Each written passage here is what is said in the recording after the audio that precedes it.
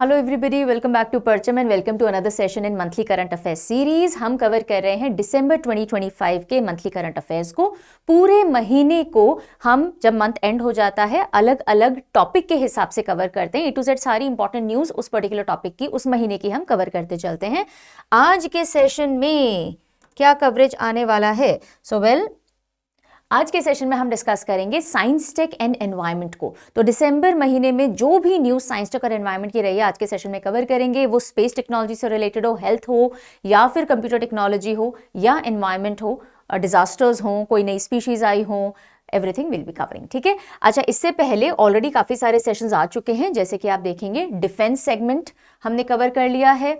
Important days हमने mnemonics यानी memory hint से कवर किए थे। अपॉइंटमेंट ऑफ बुक्स ओबिचुअरीज निमोनिक्स से कवर किए थे। अवार्ड्स एंड फिनांस भी हम कवर कर चुके हैं। आपने अभी तक ये सेशन नहीं देखे हैं तो मंथली करंट अफेयर प्लेलिस्ट 2025 आपको चैनल के ऊपर मिल जाएगी, वहां जाकर के देख सकते हैं। ठीक है। सारे पार्ट्स एक दूसरे से इंडिपेंडेंट होते हैं, आप कोई भी पार्ट पहले देख सकते हो, कोई फर्क नहीं पड़ेगा। ऑल राइट, चलिए शुरू कर ले साइंस टेक के साथ में। तो साइंस एंड टेक्नोलॉजी एक बहुत इंपॉर्टेंट एरिया है। सभी एग्जामिनेशन के अंदर यहां से क्वेश्चन देखने को मिलते हैं, वनडे से लेके सिविल सर्विसेज तक में। तो पहली न्यूज क्या आ रही है? सबसे पहले हम स्पेस टेक्नोलॉजी को डिस्कस करेंगे। ओके, स्पेस टेक्नोलॉजी के बाद में हम कंप्यूटर और हेल्थ को टच करेंगे। So very first news and very important one, blue bird mission. Blue bird mission काफी सुर्खियों में रहा और अच्छे से इसको कवर कर लीजिएगा। एग्जामिनेशन में क्वेश्चन अगर साइंस टेक से अच्छा क्वेश्चन बनना होगा यहां से बन सकता है। सो LVM-3 हमारा इसरो का लॉन्चर है या रॉकेट है, और ये हमारा सबसे हैवी मिसाइल्स या मिशंस को करने वाला, मिशंस और सैटेलाइट को कवर करने वाला ये एक रॉकेट होता है। इसको हम बाहुबली भी कहते हैं। तो अभी LVM-3 ने लॉन्च किया है ब्लूबर्ड 6 सैटेलाइट को। ठीक है। तो रॉकेट कौन सा था, लॉन्चर या रॉकेट कौन सा है? LVM-3 था। कौन सी सैटेलाइट लेकर के गया है? Bluebird 6 satellite. ये अभी तक की सबसे हैवी सैटेलाइट है जो हमारे LVM-3 ने लॉन्च की है। ओके, सो रॉकेट था LVM-3M6, इसरो का हैवी लिफ्ट रॉकेट है। सैटेलाइट थी ब्लूबर्ड ब्लॉक 2 जिसे ब्लूबर्ड 6 भी बोलते हैं। ये यूएस की एक कंपनी की कम्युनिकेशन सैटेलाइट है। ओके, और ये जो सैटेलाइट है AST स्पेस मोबाइल, यूएसए की कंपनी है AST स्पेस मोबाइल, इनकी सैटेलाइट है जो इन्होंने डेवलप की थी मोबाइल कवरेज हर जगह पहुंच सके उसके लिए। तो ट्रेडिशनली क्या होता है कि जब सैटेलाइट्स लॉन्च की जाती है, कम्युनिकेशन सैटेलाइट, वो ग्राउंड पे एक ग्राउंड स्टेशन होता है उससे कम्युनिकेट करती हैं।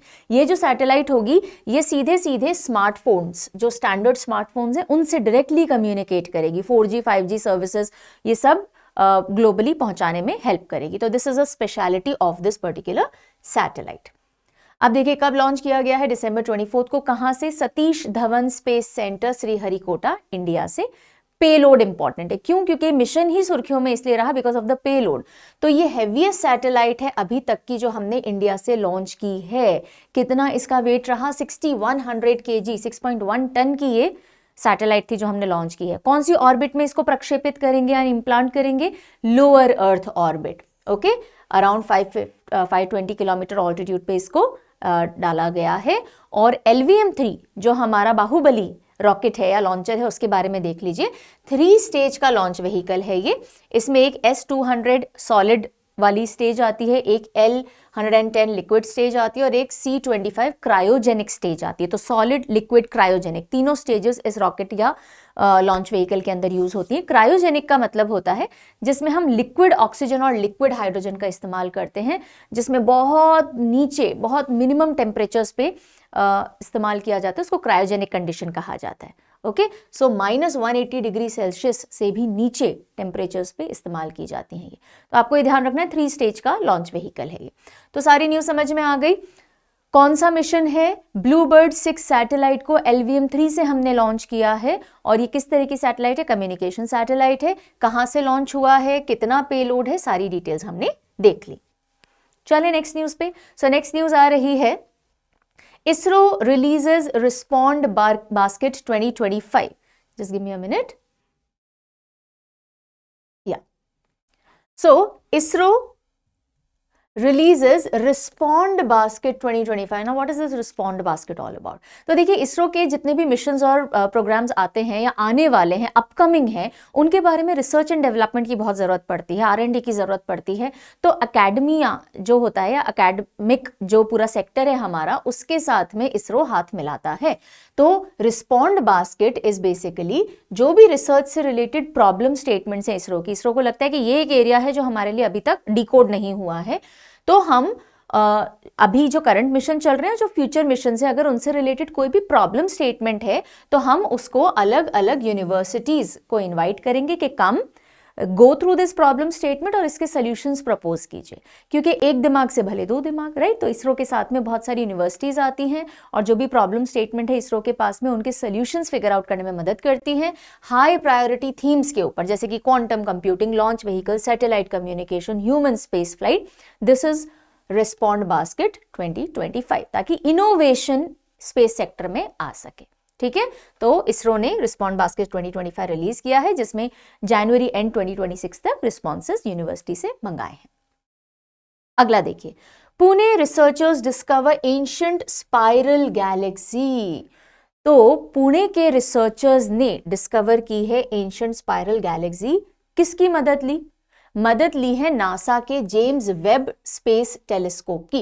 देखिए नासा का जो जेम्स वेब स्पेस टेलीस्कोप है वो ऑलरेडी इनटू स्पेस है और वो पिक्चर्स क्लिक करता रहता है। अब अलग अलग जो रिसर्चर्स हैं दुनिया भर के, वो उन पिक्चर्स को स्टडी करते हैं और क्या कुछ नया उनको मिल रहा है उसमें, उसके ऊपर काम करते हैं।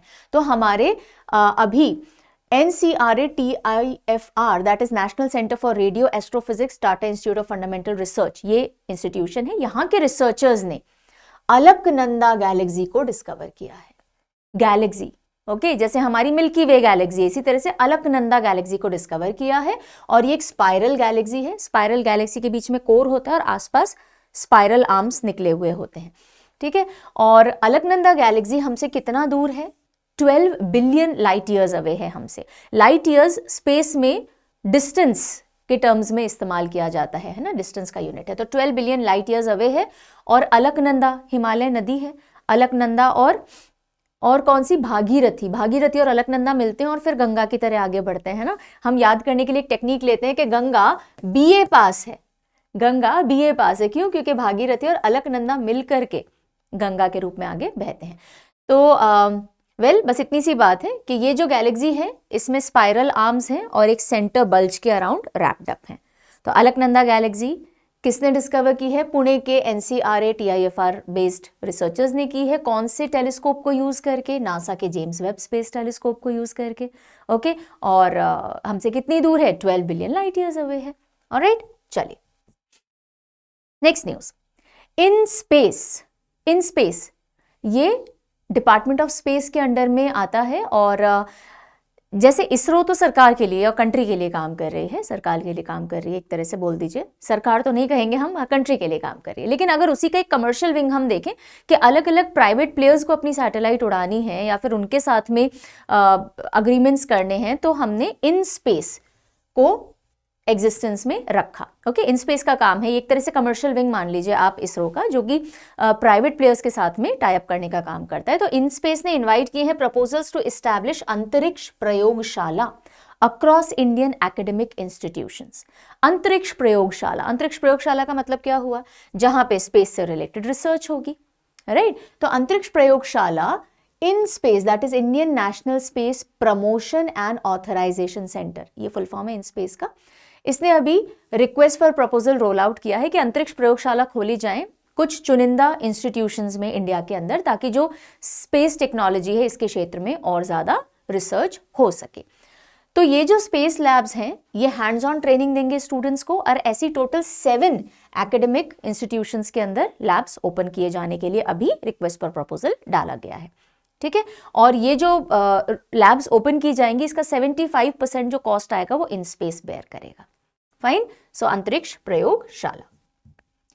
नेक्स्ट आइए जी, दिसंबर के अंदर एक इवेंट आया और that was winter solstice. India ने विंटर सॉल्स्टिस ऑब्जर्व किया। कब? 21 दिसंबर, बड़ा दिन बोलते हैं हम इसको, सबसे बड़ा दिन हमारे लिए रहा। सबसे बड़ा या सबसे छोटा? सबसे छोटा, बिल्कुल सही है। मैं जो भी बोल रही हूँ ऐसे हाँ हाँ नहीं कर देना है, सबसे छोटा दिन। ओके, सबसे बड़ा दिन कौन सा माना जाता है? 21 जून माना जाता है। ओके, जिसको हम समर सॉल्स्टिस बोलते हैं। तो विंटर सॉल्स्टिस या डिसम्बर सॉल्स्टिस कब ऑब्जर्व किया गया? 21 दिसंबर को किया गया। अब देखिए, इंडिया आता है नॉर्दर्न हेमिस्फेयर के अंदर, है ना। आपको पता है जो धरती है वो ऐसा नहीं है कि ये सन है और ये अर्थ है और ये बिल्कुल 90 डिग्री सीधी है, ऐसा नहीं है, ये इंक्लाइंड है, इट इज इंक्लाइंड। ये आपको धरती दिख रही है, ये ऐसे नहीं है, ये ऐसे है। ओके, और इसकी वजह से क्या होता है, ये अगर आप देख रहे हो धूप छांव, अभी क्योंकि हम टिल्टेड अवे, अभी नॉर्दर्न हेमिस्फेयर, जब इंडिया विंटर्स एक्सपीरियंस करता है तो northern hemisphere tilted away from the sun होता है, राइट। इसकी वजह से क्या होता है, जो सनरेज हो रही होती हैं वो कम पोर्शन में आप देख रहे हो, राइट। इसीलिए जब जब विंटर्स आती हैं तो days are shorter, nights are longer. Why? Because at this time the earth is tilted away from the sun. जब समर्स आते हैं तो we are tilted towards the sun, और इसकी वजह से क्या होता है, जो ये पोजीशन यहाँ है ना वो यहाँ हो जाती है, ज्यादा सनरेज हमको मिल रही होती है तो days are longer, nights are shorter, right. और ये सब क्यों होता है? Because earth is tilted, earth सीधी नहीं है, earth is tilted at 23.4 degrees, कहीं ये रहा 23.4 डिग्रीज ऑन इट्स एक्सेस, तो ऐसी सीधी ना होके ऐसे टिल्टेड है वो, फाइन। तो अब इससे हुआ क्या कि जब नॉर्दर्न हेमिस्फेयर में विंटर चल रहे होते हैं, विंटर क्यों चल रहे होते हैं? Because the earth is tilted away from the sun. Okay, और इस पूरे विंटर के दौरान एक दिन ऐसा आता है जब सबसे शॉर्टर ड्यूरेशन की सनलाइट मिल रही होती है नॉर्दर्न हेमिस्फेयर को, और उसको हम बोलते हैं विंटर सॉल्स्टिस या डिसम्बर सॉल्स्टिस। नॉर्दर्न हेमिस्फेयर में दिसंबर में विंटर आता है। ओके, अब इसके बाद क्या होगा? इसके बाद सन का मूवमेंट जो है वो धीरे धीरे ऐसा होगा कि दिन बड़े होने लग जाएंगे, इसलिए इसको शॉर्टेस्ट डे कहा जाता है, फाइन। तो winter solstice one of earth's pole जो है वो फार अवे फ्रॉम सन होता है। जैसे अभी हम बात करें इंडिया के कॉन्टेक्स्ट में, तो जो नॉर्थ पोल है वो सन से बिल्कुल दूर है, fine. Winter solstice shortest day of the year होता है। 21 दिसंबर, जिसको हम विंटर सॉल्स्टिस बोलते हैं, अभी सन की जो सीधी रेज है वो ट्रॉपिक ऑफ कैप्रिकॉर्न पे पड़ रही है, ऐसा अज्यूम किया या ऐसा लगता है। तो मतलब सन की सीधी रेज यहां पड़ रही है, हमको स्लांट रेज मिल रही है, इसलिए यहां पे दिन भी छोटे हो जाते हैं। This is what is winter solstice all about, ठीक है। तो 21 December sun appears directly overhead tropic of Capricorn, और क्या होगा, उल्टा हो जाएगा। जब समर्स की बारी आएगी तो धरती ऐसे घूम जाएगी, अभी विंटर्स में ऐसे है, जब समर्स में ऐसे हम घूमेंगे तो ट्रॉपिक ऑफ कैंसर पे सीधी रेज आएंगी इंडिया, क्योंकि नॉर्दर्न हेमिस्फेयर में हमको बड़े दिन, ज्यादा गर्मी मिलेगी। विंटर्स में हम अवे हो जाते हैं, हमें कम गर्मी और छोटे दिन मिलते हैं। सबसे छोटा दिन आता है नॉर्दर्न हेमिस्फेयर में 21 दिसंबर, सबसे बड़ा आता है 21 जून के अराउंड, ठीक है। आ गया कॉन्सेप्ट समझ में। सो summer solstice, winter solstice, summer और विंटर नॉर्दर्न और सदर्न हेमिस्फेयर में अलग अलग होंगे। जैसे अभी हमारे यहाँ विंटर चल रहा है तो सदर्न हेमिस्फेयर में क्या होगा, समर चल रहा होगा, इसलिए हम इसको डिसम्बर सॉल्स्टिस से समझ रहे हैं कि दिसंबर में जो सॉल्स्टिस हो रहा है, विंटर सॉल्स्टिस, वो नॉर्दर्न हेमिस्फेयर में हो रहा है। तो जब आप इसको पढ़ते हैं, जब आप समझते हैं, इंडिया के कॉन्टेक्स्ट में समझा कीजिए, कंफ्यूजन नहीं होगा, ठीक है। तो 21 December is the shortest day in terms of northern hemisphere यानी इंडिया, गॉट इट। चलिए, अब आर्कटिक रीजन जो है वो कंटिन्यूस डार्कनेस एक्सपीरियंस करते हैं इस 21 दिसंबर या विंटर सॉल्स्टिस के आसपास। क्यों? क्योंकि देखो उधर तो सूरज की रोशनी पहुंच ही नहीं रही है। ये एरिया आप देख रहे हैं, दिस एरिया, यहाँ पे सनलाइट ही नहीं पहुंचती है, यहीं तक आके रुक जा रही है। ओके, तो एक ये पॉइंट हो गया। Every day after winter solstice the sun will grow, the days will grow longer into northern hemisphere. क्यों? क्योंकि अब धरती वापस धीरे धीरे धीरे धीरे सन के टुवर्ड्स टिल्ट करने लग जाएगी, बस ये कहानी है। ओके, चलिए नेक्स्ट आइए, 3I Atlas triggers emergency drills. Okay, so देखिए, एक प्लैनेटरी डिफेंस ड्रिल कंडक्ट की गई। जैसे हम देखते हैं ना मिलिट्री एक्सरसाइजेस होती हैं कि कभी अटैक हो जाए तो किस तरह से हम रिस्पॉन्ड करेंगे, इसी तरह से अगर कभी कोई प्लैनेटरी ऑब्जेक्ट धरती के पास आकर के टकराने की पोजीशन में आ रहा है तो हम किस तरह से एक्शन लेंगे, उसका सिमुलेशन या उसकी ड्रिल कंडक्ट की गई। ओके, सो 3I Atlas planetary defence drill अभी तक की लार्जेस्ट ग्लोबल सिमुलेशन थी, अभी तक की सबसे बड़ी ऐसी हमने एक्सरसाइज की है कि अगर कोई प्लैनेटरी ऑब्जेक्ट हमसे टकराने वाला हो तो हम किस तरह से उसको मैनेज कर सकते हैं। और इसको हमने 3I एटलस, ये एक ऑब्जेक्ट था, फास्ट अप्रोचिंग ऑब्जेक्ट, धरती की तरफ आ रहा था, इसको हमने केस स्टडी लेके और इसके ऊपर ये प्रैक्टिस की है। तो जॉइंटली इसको European Space Agency, NASA, UN, International Asteroid Warning Network, इन सब ने मिलकर के इस एक्सरसाइज को कंडक्ट किया है। तो बेसिकली हमारे अर्ली वार्निंग सिस्टम ठीक से काम कर रहे हैं क्या? कोई ऑब्जेक्ट धरती की तरफ अप्रोच कर रहा है तो क्या हमारी वार्निंग्स काम कर रही हैं? हमारे नेटवर्क उसको ट्रैक कर रहे हैं क्या? इमरजेंसी कोऑर्डिनेशन एक दूसरे से सारी बॉडीज कर पा रही हैं क्या? जनता तक कम्युनिकेशन हम पहुंचा पा रहे हैं क्या? ये सारी चीजें प्रॉपरली प्रैक्टिस की गई। ओके, चलो next. NASA loses contract with Maven spacecraft after a decade of in Mars orbit। तो NASA का Maven spacecraft मार्स ऑर्बिट में घूम रहा था, अब काफी टाइम बाद नासा का उससे कॉन्टैक्ट छूट गया है। तो नासा ने अपना कॉन्टैक्ट लूज किया है मेवन स्पेसक्राफ्ट से। तो आपको मेवन स्पेसक्राफ्ट के बारे में पता होना चाहिए। Maven is Mars atmosphere and volatile evolution mission. Maven is this mission. कब लॉन्च किया गया था? 2013 के अंदर लॉन्च किया गया था और ये पहला मिशन था। This was the first mission devoted to understanding Martian upper atmosphere. Mars का जो अपर एटमॉस्फेयर है उसकी स्टडी के लिए पहला मिशन कोई भेजा गया था, तो नासा का ये मेवन मिशन था। इसका मेन एम क्या था कि एटमॉस्फेयर के लॉस की वजह से किस तरह के चेंजेस मार्स के क्लाइमेट में पड़े हैं over the period of time, उसकी स्टडी करने के लिए। ठीक है, और अब नासा का मेवन स्पेसक्राफ्ट से कॉन्टैक्ट छूट गया है अभी भी, लेकिन 2 स्पेसक्राफ्ट हैं जो कि ऑर्बिट कर रहे हैं मार्स को और एक्टिव हैं। पहला है मार्स का रिकॉग्निजेंस ऑर्बिटर। ऑर्बिटर क्या होता है? जो एक प्लैनेट के चक्कर लगाएगा। ठीक है, फिर एक मार्स ओडिसी मिशन है।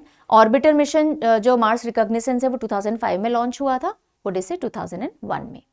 ठीक है, तो मार्स के सारे मिशंस हैं जो नासा ने लॉन्च किए हुए हैं। सो फार सो गुड।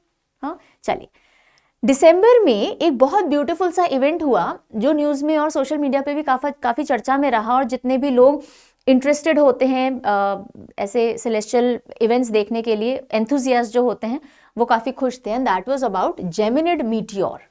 जेमिनिड मीटियोर, तो जो हम बोलते हैं ना टूटते तारे, राइट? तो बहुत सारे मीटियोरिक शावर्स देखने को मिले दिसंबर में। उसके बारे में देखिए। एनुअल इवेंट होता है जो दिसंबर में इंडिया से ऑब्जर्व किया जा सकता है। स्पेस इवेंट है पर इंडिया से ऑब्जर्व किया जा सकता है। तो एक कॉन्स्टेलेशन है जेमिनाई। जेमिनाई कॉन्स्टेलेशन के आसपास से बहुत सारे मीटियोर जाते हुए, यानी कि वही तारे टूटना जैसे हम बोलते हैं, तो इस तरह के मीटियोर शावर देखने को मिलते हैं और पीक करते हैं ये दिसंबर 13-14 में। तो करीब हर घंटे हमें 120 से ज्यादा 120 से ज्यादा मीटियोर्स मूव करते हुए दिख जाते हैं, यानी टूटते हुए तारे दिख जाते हैं। ओके, सो इनका जो ओरिजिन है ये कहां से हमें देखने को मिलते हैं? एस्टेरॉइड 3200 फेटॉन। बेसिकली ये एक रॉकी बॉडी है। जब ये मूव करती है और सोलर हीटिंग इसकी होती है तो ये अपना थोड़ा थोड़ा मलबा छोड़ती चलती है। डेब्री, एक बहुत बड़ा रॉकी स्ट्रक्चर है, वो मूव कर रहा है। ठीक है, जैसे ही सोलर हीटिंग होती है सन के आसपास और उसके थोड़े थोड़े टुकड़े गिरने लग जाते हैं, और वो क्योंकि गिरते हैं तो थोड़ी देर तक जलते हैं और फिर बुझ जाते हैं, तो हमें मीटियोर, टूटते तारे की तरह दिखते। टूटता तारा एक मिसनॉमर है, तारा नहीं होता वो। ओके, तो अर्थ इस फेटॉन डेब्री को हर साल क्रॉस करता है। ठीक है, हम घूम रहे हैं ना, तो हर बार दिसंबर में हम इस डेब्री को क्रॉस करते हैं, और ये डेब्री जो टूट टूट के गिर रही है और जलती है बुझती है, वो हमको दिखती है मीटियोर शावर की तरह। आगे बात समझ में? यस। सो कुल मिला के जेमिनाई कॉन्स्टेलेशन से ये निकलते हैं। फेटॉन जो एस्टेरॉइड है 3200 फेटॉन, इसकी डेब्री है जो हमें मीटियोर शावर की तरह दिखती है, जिसे हम जेमिनिड मीटियोर कहते हैं। Got it? चलें आगे। माइक्रोमीटेरॉइड्स एंड ऑर्बिटल डेब्री। अब ये क्या है? देखो, न्यूज में रिसेंटली रहा कि एक छोटा सा पीस डेब्री क्या होता है? मलबा, है ना। एक छोटा सा पीस डेब्री का चाइना के एक क्रूड व्हीकल शेंजाओ 20 को हिट किया और उनकी विंडो वगैरह को थोड़ा सा डैमेज कर दिया स्पेस के अंदर। तो इसलिए न्यूज में आ गया माइक्रोमीटेरॉइड्स और ऑर्बिटल डेब्री होता क्या है। माइक्रोमीटेरॉइड्स क्या होंगे? देखो, माइक्रोमीटेरॉइड यानी छोटे छोटे छोटे छोटे टुकड़े किसी ना किसी बॉडी के टूटते रहते हैं। वो एस्टेरॉइड हो सकता है ना, तो उसको हम, या मीटियोर के छोटे छोटे टुकड़े हो सकते हैं। तो माइक्रोमीटेरॉइड्स एक्सट्रीमली स्मॉल साइज के होते हैं, फ्यू माइक्रोमीटर के, और फ्यू माइक्रोमीटर से लेकर के 2 मिलीमीटर तक के ऐसे टुकड़े होते हैं। और मोस्ट ऑफ देम क्यों होते हैं? जब एस्टेरॉइड की भिड़ंत होती है आपस में, तो ऐसे छोटे छोटे छोटे छोटे टुकड़े पूरे स्पेस में उस एरिया के आसपास टूट टूट के गिरने लगते हैं, जैसे एस्टेरॉइड बेल्ट्स में हमको देखने को मिलता है। तो जब भी एस्टेरॉइड के बीच में कोलिजन होता है, स्पेशली जैसे एस्टेरॉइड बेल्ट है बिटवीन मार्स एंड जुपिटर, तो एस्टेरॉइड भिड़ते हैं, उनके डेब्री इधर उधर गिरने लग जाते हैं, और उन्हीं के जो बहुत छोटे छोटे पार्टिकल्स होते हैं उनको माइक्रोमीटरॉइड्स बोल देते हैं। ये बहुत एक्सट्रीम वेलोसिटी के साथ या स्पीड के साथ मूव कर रहे होते हैं, और अगर किसी चीज से टकराएंगे तो इम्पैक्ट करेंगे। देन डिस्ट्रीब्यूशन की बात करें तो वैसे पूरे स्पेस में फैले हुए हैं, लेकिन अर्थ के ग्रेविटेशन की वजह से हमारे प्लेन, जो भी कोई प्लैनेट होंगे ना, उनका खुद का ग्रेविटेशनल पुल होता है, right. Every celestial body has a gravitational pull. Planets जो जितने बड़े होंगे उनका ग्रेविटेशनल पुल उतना बड़ा होगा। तो ये जो पूरी माइक्रोमीटरॉइड्स इधर उधर फैले हुए हैं, प्लैनेट्स के आसपास थोड़े ज्यादा इकट्ठे हो जाते हैं कंपेरेटिवली। वाई? बिकॉज उनका ग्रेविटेशनल पुल होता है। तो हम जो भी स्पेसक्राफ्ट लॉन्च करते हैं या स्पेस में जो भी हमारी सैटेलाइट्स हैं, वो इन माइक्रोमीटरॉइड से भिड़ती रहती हैं, कभी कभी, हर बार इंपैक्ट नहीं होता है। दूसरी चीज देखिए, ऑर्बिटल डेब्री, इसे हम स्पेस डेब्री भी बोलते हैं। ये ह्यूमन मेड है, राइट। हमने इतनी सारी सैटेलाइट ऊपर भेजी हुई है जो काम कर रही है, उसके बाद हम कईयों को डिसमेंटल कर देते हैं, उनके डेब्री स्पेस में ही घूमते रहते हैं। दैट इज स्पेस जंक और स्पेस डेब्री, या फिर स्पेस ट्रैश, ठीक है। तो ये प्राइमरीली जो हमारे रॉकेट ऊपर, हमने यहाँ से लॉन्च व्हीकल लॉन्च किया, उसने एक सैटेलाइट आगे छोड़ी, पर उससे पहले ये पीछे छूटता है और ब्लास्ट होता है। तो ये जो ब्लास्ट हुआ, लॉन्च व्हीकल हुआ या फिर रॉकेट हुआ या फिर ऊपर कोई सैटेलाइट ब्लास्ट होगी, तो उसका डेब्री कहाँ जाएगा? स्पेस में घूमता रहेगा। तो orbital debris mostly in a shell around earth's lower earth orbit ही मिलते हैं, बिकॉज हमारे मेजॉरिटी जो लॉन्चेस होते हैं लोअर अर्थ ऑर्बिट में होते हैं, और वहीं पे हमें अधिकतर स्पेस डेब्री मिलता है। तो स्पेस डेब्री हो या माइक्रोमीटरॉइड्स हो, ये स्पेस में रहते हैं। माइक्रोमीटरॉइड्स नेचुरली रहते हैं, स्पेस डेब्री ह्यूमन मेड होता है। दोनों टर्म समझ में आ गई? आइए आगे। नेक्स्ट जो न्यूज आ रही है that is related to James Webb telescope only, और इसने डिस्कवर किया है लेमन शेप का एक्सो प्लैनेट नियर पल्सर। ये लेमन शेप का एक एक्सो प्लैनेट है। एक्सो प्लैनेट क्या होता है? ऐसा प्लैनेट जो हमारे सोलर सिस्टम से बाहर हो पर किसी और स्टार के अराउंड घूम रहा है, ठीक है। सो जेम्स वेब स्पेस टेलीस्कोप ने एक लेमन शेप का एक्सो प्लैनेट डिस्कवर किया है। उसका नाम है PSR J2322 2650b। ये जुपिटर जितने मास का है और हीलियम और कार्बन रिच एटमॉस्फेयर है इसका, ठीक है। खास बात क्या है, ये कौन से स्टार को ऑर्बिट कर रहा है? पल्सर, एक न्यूट्रॉन स्टार है, उसको ऑर्बिट कर रहा है। बहुत डेंस होते हैं न्यूट्रॉन स्टार्स, राइट।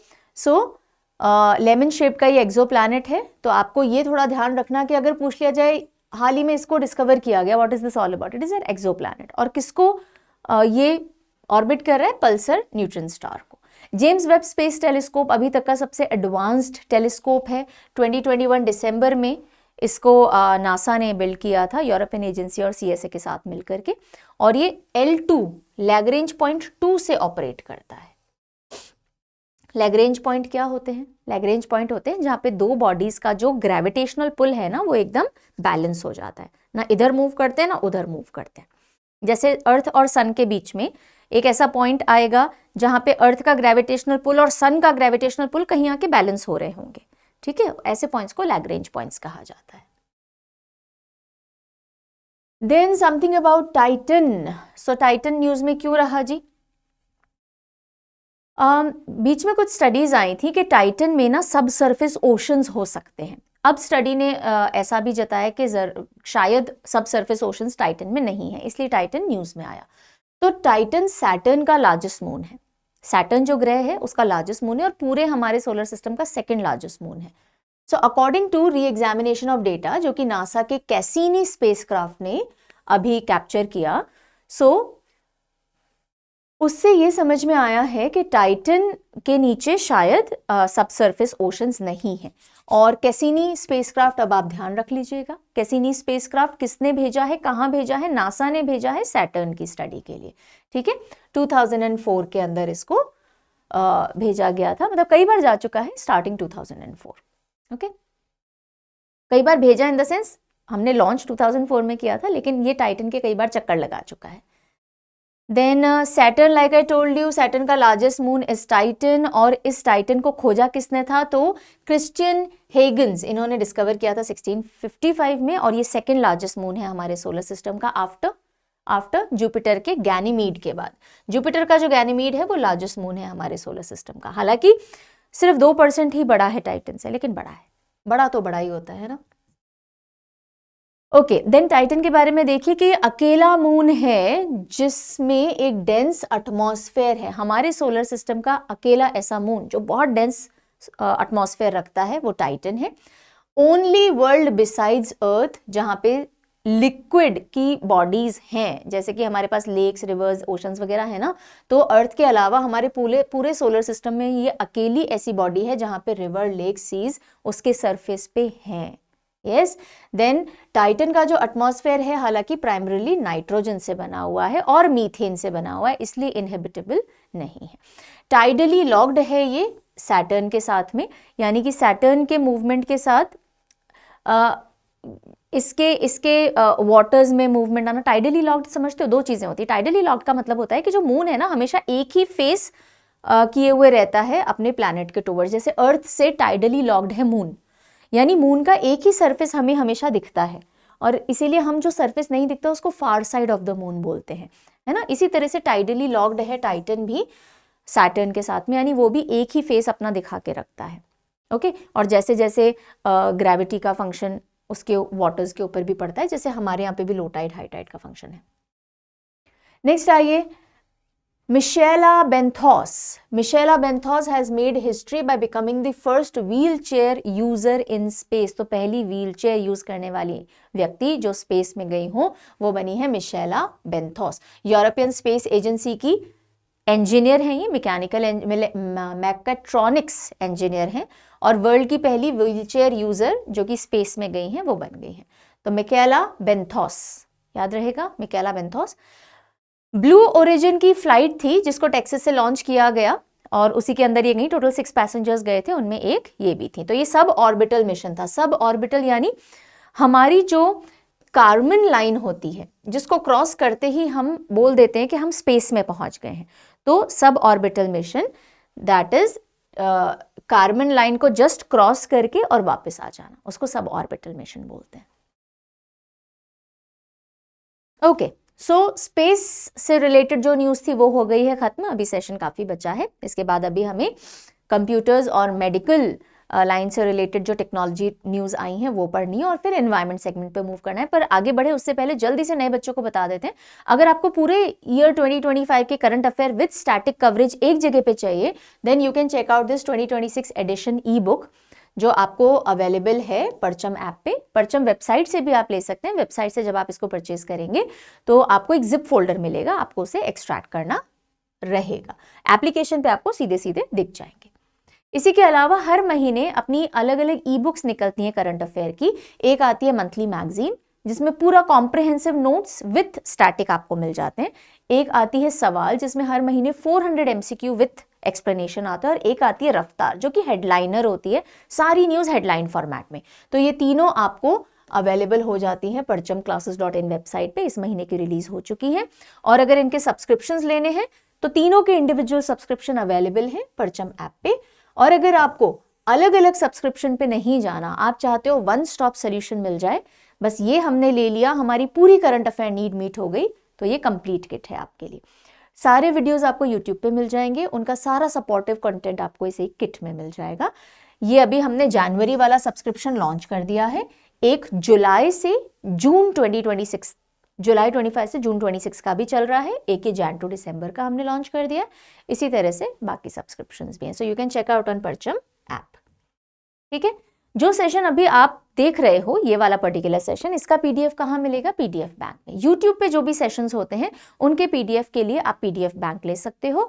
और फिर मैं एक वन शॉट वीडियो लेती हूँ, जब मैं सारे महीने के इंडिविजुअल टॉपिक कवर कर लूंगी, आपके लिए एक वन शॉट वीडियो आएगा। वन शॉट वीडियो में हम टॉप 200 क्वेश्चंस पूरे महीने के एक ही सेशन में लेकर के आते हैं अलॉन्ग विथ एक्सप्लेनेशन, और उसका जो पीडीएफ है यहाँ तो मिलेगा ही, वो आपको वेबसाइट पे भी मिल जाता है। तो जो बच्चे सिर्फ वेबसाइट से एक ही पीडीएफ लेना चाहते हैं तो आप वन शॉट वाला ले सकते हो मंथली, या फिर आप इंडिविजुअल मंथली मैगजीन, सवाल, रफ्तार ये सब ले सकते हो। और अगर आपको सारे ही पार्ट्स के वीडियोस के पीडीएफ चाहिए तो या तो आप पीडीएफ बैंक पे चले जाइए या फिर आप सब्सक्रिप्शंस पे चले जाइए। ठीक है। चलिए बढ़े आगे। अब इससे ज़्यादा ना अगर आपको कोई जानकारी चाहिए, कोई कंफ्यूजन है, फर्दर डिटेल्स चाहिए, तो I be giving you the details, कहाँ आप कॉन्टैक्ट कर सकते हो, वहाँ आप संपर्क कर लीजिएगा। चलिए हम बढ़ते हैं इनटू न्यू टेक्नोलॉजीज जो कि कंप्यूटर या अलग क्षेत्रों में आ रही हैं। तो सबसे पहली न्यूज़ देखिए, ये कौन है, हु इज़ ही, जोमैटो के owner, head, yes founder basically. So Deepinder Goyal the founder of Zomato, और जोमैटो के साथ साथ इटर्नल जो कि पेरेंट कंपनी है जोमैटो की, तो इटर्नल की founder and CEO Deepinder Goyal ji ने अभी इंट्रोड्यूस किया है एक्सपेरिमेंटल लेवल पे टेम्पल वेरेबल। टेम्पल इस तरह का डिवाइस है, आप अपने इधर माथे पे लगा सकते हैं, हेड पे लगा सकते हैं, और वो क्या पता करेगा, वो रियल टाइम में ब्रेन का ब्लड फ्लो मेजर करेगा। राइट हम सीधे खड़े होने वाले व्यक्ति हैं ना, आवर पोस्चर इज अपराइट, और उसकी वजह से ब्रेन में कितना ब्लड जा रहा है, नहीं जा रहा है, जितना ब्लड फ्लो होगा उतनी आपकी कॉग्निटिव एबिलिटीज अच्छी रहेंगी।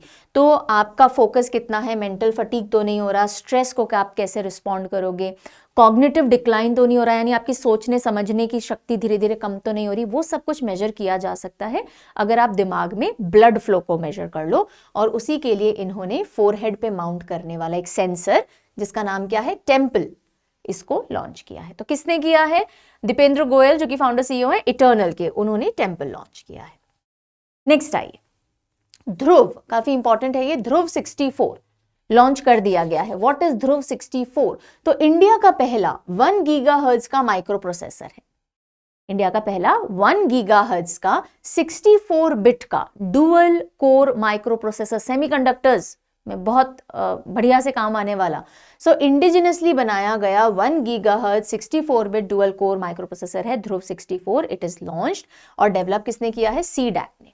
सीडैक ने मिनिस्ट्री, सीडैक जो कि माइक्रो प्रोसेसर डेवलपमेंट प्रोग्राम के तहत उन्होंने इसको बनाया है, और एक ओपन सोर्स RISC-V आर्किटेक्चर पे इसको बनाया गया है। सो बेसिकली ये एक चिप है, ठीक है। अब ये चिप अलग अलग एरियाज में काम आएगी, और हम जो अभी तक माइक्रो प्रोसेसर्स के लिए या जो चिप्स हम इंपोर्ट कर रहे थे, अब हमें इंपोर्ट करने की जरूरत नहीं पड़ेगी, हमारे खुद के पास में 64 बिट वाला ये चिप हमने डेवलप कर लिया है।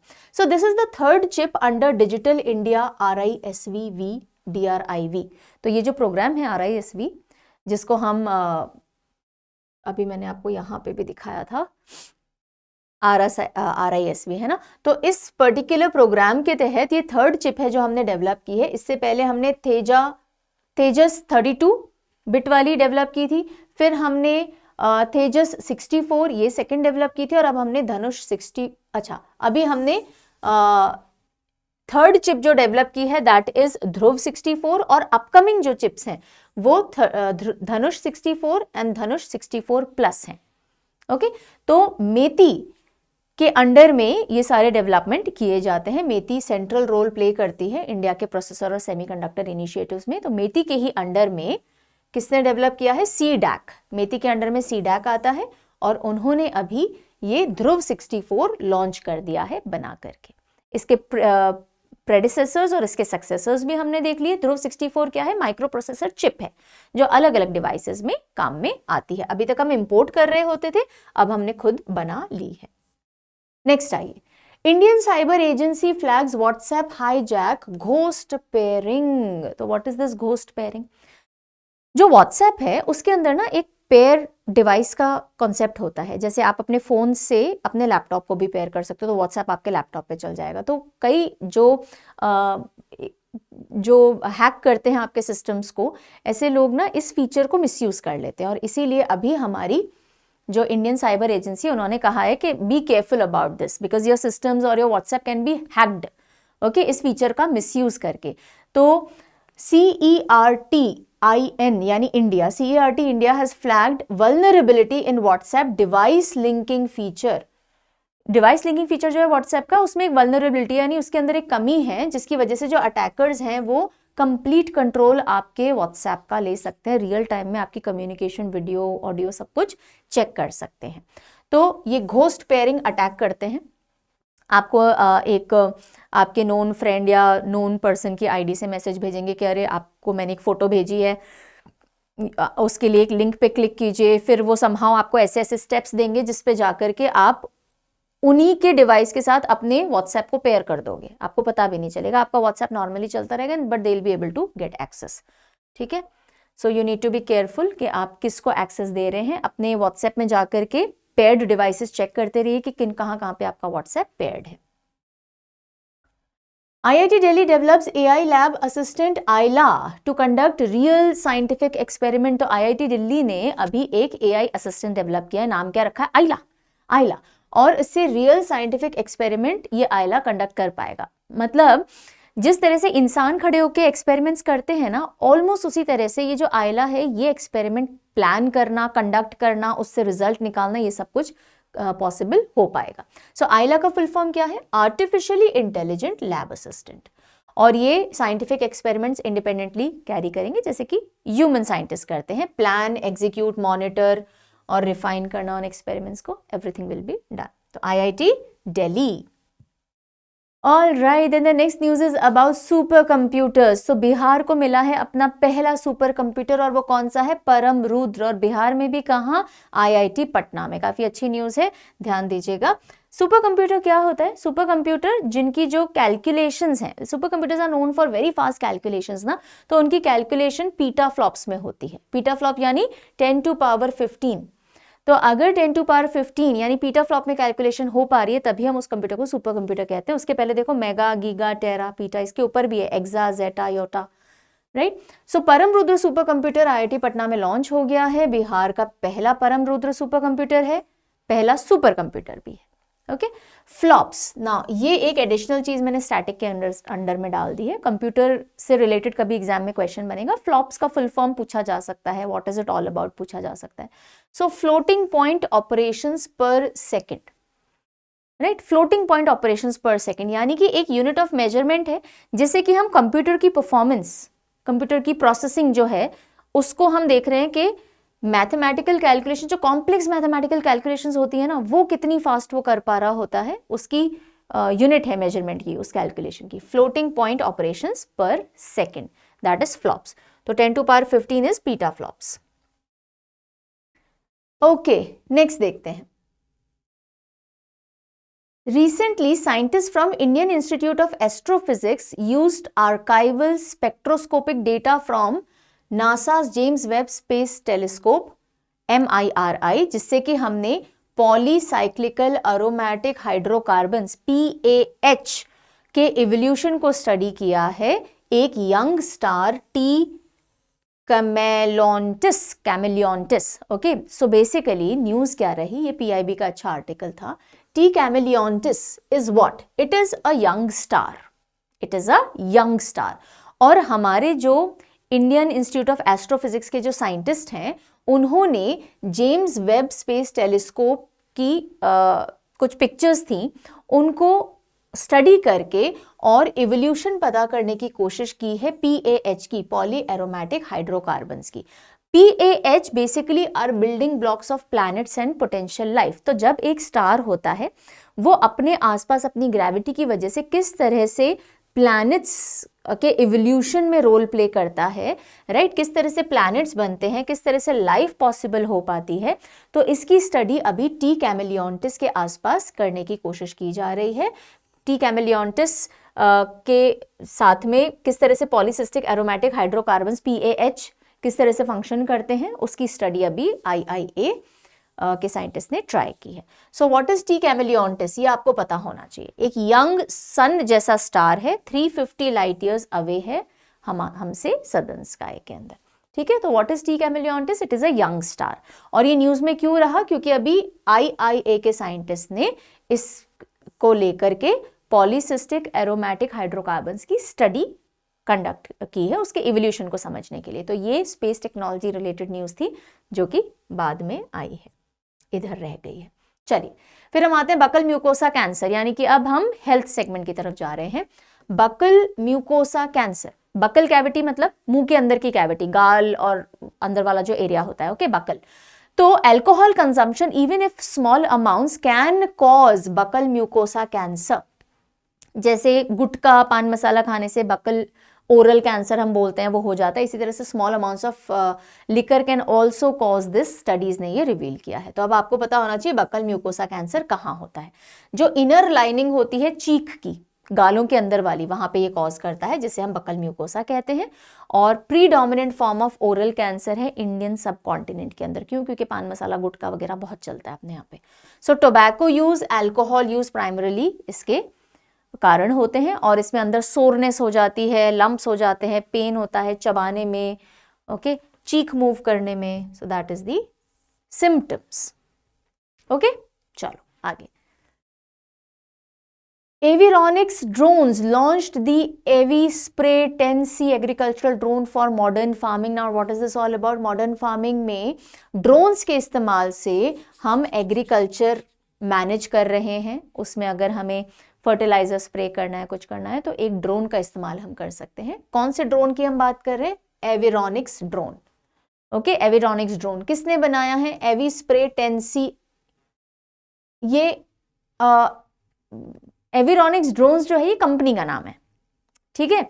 Avironix drones is a company, Chennai based company है जो कि ड्रोन बनाती है। उन्होंने अभी एक लेटेस्ट ड्रोन बनाया है, नाम है AviSpray 10C।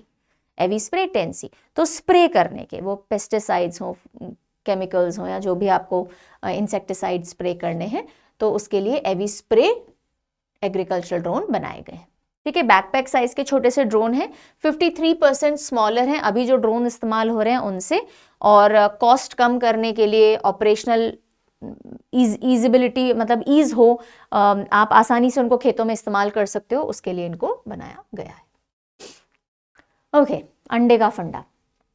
अभी न्यूज़ में बहुत चला था कि एक पर्टिकुलर ब्रांड है एगोज, उसके एग्स में जब टेस्टिंग की गई तो पेस्टिसाइड्स पाए गए हैं, और ऐसे पेस्टिसाइड्स जो कि कैंसर कॉज कर सकते हैं। और उसके बाद FSSAI थोड़ा सतर्क हुआ और उन्होंने कहा कि अब हम थोड़ा ढंग से R&D करेंगे, रिसर्च वगैरह करेंगे, या फिर रादर हम सर्वे करेंगे एग्स किस तरह से बनाए जा रहे हैं। तो FSSAI ने लॉन्च की है एग सेफ्टी ड्राइव। ये सब तभी जगते हैं जब सामने गड़बड़ आ जाती है, प्रोएक्टिव नहीं होते हैं मेजर्स, सब रिएक्टिव होते हैं। तो FSSAI ने लॉन्च की है egg safety drive after nitrofurans presence. तो कौन सा पेस्टिसाइड पाया गया था? नाइट्रोफ्यूरांस। पेस्टिसाइड भी नहीं बोलेंगे हम इसको, it is not a pesticide, it is basically an antibiotic, right. एक ऐसा बैंड एंटीबायोटिक है जो पहले मुर्गियों को जो दाना दिया जाता है ना, उसमें वो एंटीबायोटिक डाला जाता था ताकि वो बीमारियों से बचे रहे और अंडे का प्रोडक्शन बढ़ता रहे। लेकिन ये एंटीबायोटिक जो है इसको बैन कर दिया गया बिकॉज इसके हार्मफुल इफेक्ट्स देखे गए on those who were consuming the eggs. लेकिन अभी भी ये जो एंटीबायोटिक है इसके ट्रेसेस मिल रहे हैं। तो नाइट्रोफ्यूरांस इज अ बैंड एंटीबायोटिक जो कि देखा गया है, ठीक है। तो अब FSSAI डिटेक्ट कर रहा है कि भाई और कौन कौन सी वेटनरी ड्रग्स का इस्तेमाल किया जा रहा है, पर्टिकुलरली नाइट्रोफ्यूरांस का। और nitrofurans like I told you antibiotic यानी वेटनरी मेडिसिन में इस्तेमाल किया जाता था, लेकिन कार्सिनोजेनिक पोटेंशियल है इसमें, यानी कैंसर कॉजिंग हो सकता है, ठीक है। तो ये नाइट्रोफ्यूरांस नाम याद रखिएगा। और ये क्या है? ये एक एंटीबायोटिक है जो मुर्गियों को दिया जाता था पर बैंड है। Scientists from Bose Institute have created GLOW-Cas9 protein which can attack gene editing. अब ये क्या है? देखिए, बोस इंस्टीट्यूट कोलकाता के अंदर है और यहाँ के साइंटिस्ट ने एक GLOW-Cas9, एक बायोल्यूमिनेसेंट क्रिस्पर प्रोटीन तैयार किया है।